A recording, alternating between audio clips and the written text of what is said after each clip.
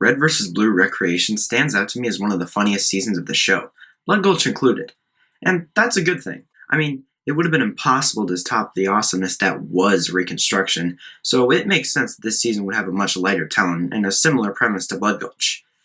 But that's not to say nothing happens. This season, in my eyes, is a fusion of the storytelling style of Reconstruction with the tone and humor of Blood Gulch, and it works really well. But before we get into the story, I have to draw attention to a miniseries that aired before this season. Relocated serves as sort of a prologue to Recreation. I don't think it's entirely necessary to watch before Recreation. The only thing that's really important is Donut returning, but it's fun nonetheless. There's also a trailer for this season, but it really doesn't do anything at all, except, I guess, cement the fact that Church is dead. We open up Recreation with more of the same. The Reds are messing around, Blue Team is screwed up. Even more so since Caboose is the only one still around. Anyways, the team was in trouble, and I had to use a tank to drive out there and help them. Well, help most of them. Some of them. Okay, let's just say this. I drove the tank, and some people got helped, and some other people didn't get helped.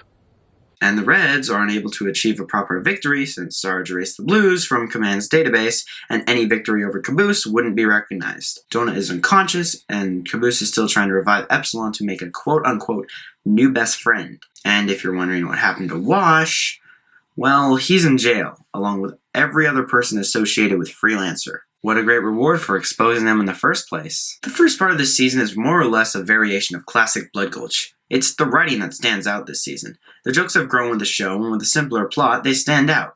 Here, just let me do it. Give me a wrench. Esta es un martillo, idiota.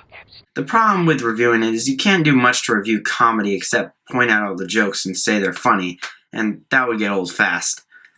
Donut eventually comes to and informs Caboose that Tucker's in trouble, but Caboose is more intent on reviving Epsilon. He is actually able to succeed thanks to the Reds' holographic chamber. What the fuck? What the hell is all this? Don't ask.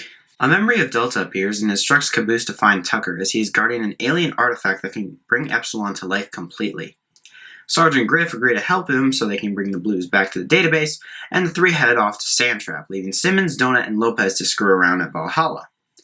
The pairing of Donut, Simmons, and Lopez is actually one of my favorite aspects of the season. The character interactions here are hilarious, Simmons being racist against robots. Okay, then we're cool? Si. Bueno. Oh, well, that's a relief. I was getting worried there for a minute. I know how you Mexicans like to hold a grudge. I'll just find another way to blow up the base. Buena suerte con eso. Lopez's frustrations that the Reds can't drive 5 feet without blowing up. No, that's not for Donut? Then why'd you build a second one? Eso es un repuesto.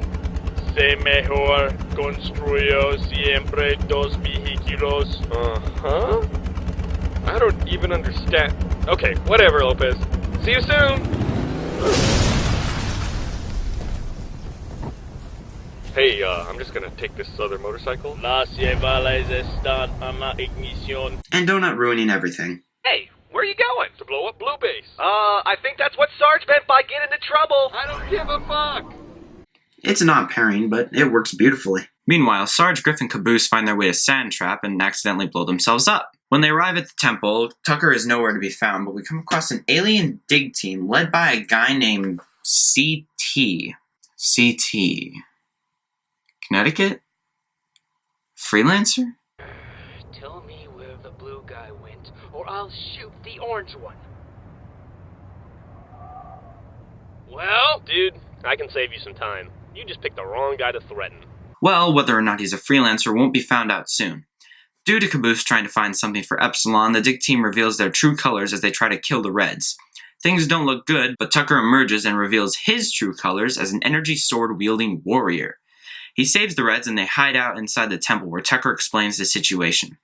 He and Junior were given jobs as ambassadors for the dig team, but when they found out CT's true intentions, they had to hide out.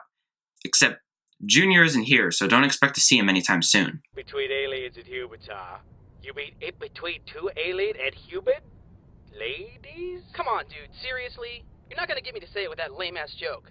I'm not that easy. Okay, well maybe I am that easy. Bow chicka bow wow. Back in Valhalla, Donut is looking through Blue Base when he finds somebody familiar. What? They sent another team member? Why would they do that? Doesn't make any sense. Oh, fuck! Welcome to the neighborhood. See you later. Yeah, Meta's back. This can only end so well. So yeah, now the Reds have to avoid the Meta, and as scary as he is, his presence only makes the jokes better. Donut, that guy attacked me. I ran out of the base screaming. Why didn't you help me? You guys seemed like you knew each other. I thought you were just catching up. He was firing grenades at me. Yeah, so? I thought that was an inside joke between the two of you. What? What kind of joke would that be? Well, how do I know? I've been gone a long time, Simmons. What? In fact, it was clear that I didn't know the guy, so shame on you for not introducing us. And quite frankly, I found the whole thing a bit rude.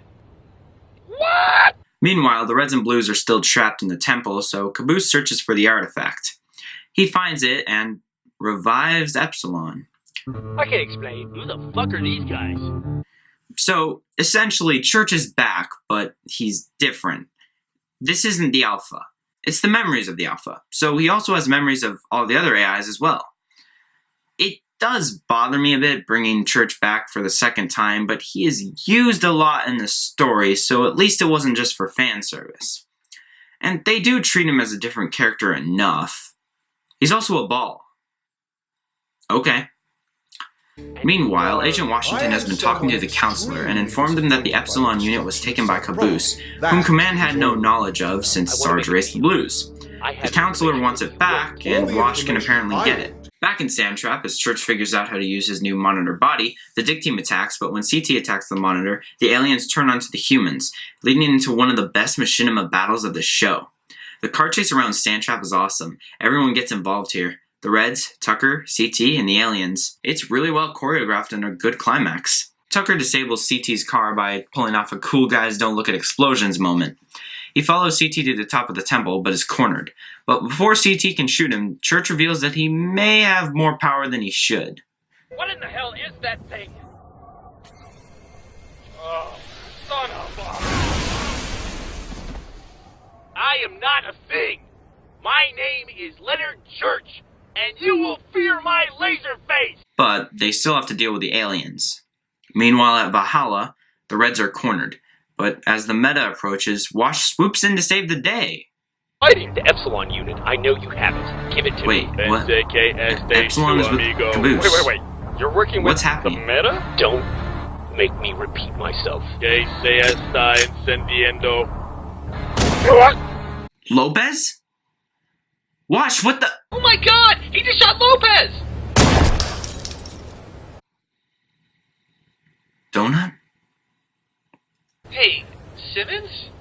I think he shot me too.